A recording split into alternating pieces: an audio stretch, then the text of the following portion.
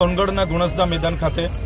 આમ આદમી પાર્ટીની કિસાન મહાપંચાયત મળી। આ કિસાન મહાપંચાયતમાં આમ આદમી પાર્ટીના ગુજરાત પ્રદેશના મહામંત્રી શ્રી મનોજભાઈ સોરઠિયા, યુવા પ્રદેશ અધ્યક્ષ શ્રી ગિરિજરાજભાઈ સોલંકી, સાથે આ ઝોનના પ્રભારી એવા રામભાઈ ધડુ, સુરત મહાનગરપાલિકાના વિપક્ષના નેતા પાયલબેન સાકરિયા અને જિલ્લા પ્રમુખ સહિત તમામ પદાધિકારીઓ ઉપસ્થિત હતા અને હજારોની સંખ્યામાં ખેડૂત, પશુપાલકો, મજૂરો અને અનેક યુવાનો પણ આમાં જોડાયા હતા। ત્યારે મહાપંચાયતની જે આજે વાત હતી કે આ વિસ્તારમાં તમે જોયું હશે, ઉકાઈ જળાશય 1972માં બન્યું, એ વિસ્થાપિતોની માંગો આજ દિન સુધી સંતોષાઈ નથી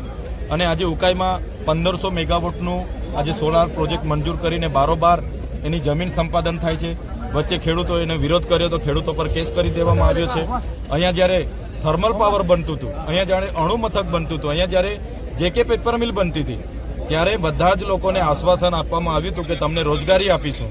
આજે તમે જોઈ લો, જે લોકો પર હતું એ પણ ભારતીય જનતા પાર્ટી છીનવી રહી છે। આજે એકમાત્ર જિલ્લાની સિવિલ હતી, એને પણ પીપીપી મોડલે ખાનગીકરણને આપવાની એમઓયુ કરી દેવામાં આવ્યા છે। આજે અહીંયા માંડળ ટોલ નાકું છે, ત્યાં સ્થાનિકોને એમાં ટોલ મુક્તિમાં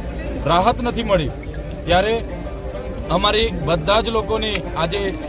ચિંતન અને મનન એવું થયું છે કે જે પણ ખેડૂતો છે, ખેડૂતોની પર જે કડદા પ્રથા લાગે છે, ખેડૂતોને જે ટેકાના ભાવ નથી મળતા, ખેડૂતો જ્યારે આજે નુકસાનીની વાત કરે છે ત્યારે નુકસાનીના સર્વે થઈ ગયા પણ ફોર્મ ભરવાની નામે એમની હેરાનગતિ થાય છે। એસઆઈઆરની પ્રક્રિયા જે ચાલે છે એ એસઆઈઆરની પ્રક્રિયામાં પણ આજે ઘણા લોકો મતદાતા હોવા છતાં એના ફોર્મો નથી ભરે, જેવી અનેક રજૂઆતો મળી છે। ત્યારે આ ભારતીય જનતા પાર્ટી 30 વર્ષના શાસનમાં નાસીફાસ થવાથી એકવાર તો મંત્રીમંડળ એમણે બદલી નાખ્યું, પછી પણ લોકો એમની સાથે નહીં જતા હોવાથી હવે અવનવા એસઆઈઆર ફલાણા ઢીકણા લઈને આવીને લોકોને હેરાન કરે છે। ત્યારે લોકો જાણી ગયા છે જે પ્રકારે નોટબંધી આવી હતી એ જ પ્રકારે એસઆઈઆર પણ વોટબંધી છે અને આ વિસ્તારમાં ધર્મના નામે રાજનીતિ કરીને, હિન્દુ ખ્રિસ્તીને લડાવીને આ વિસ્તારમાં જે સનતોની જમીનો છે એ આપીશું કરીને વાયદા વચનો કરીને ટોલમાંથી મુક્તિ અપાવીશું,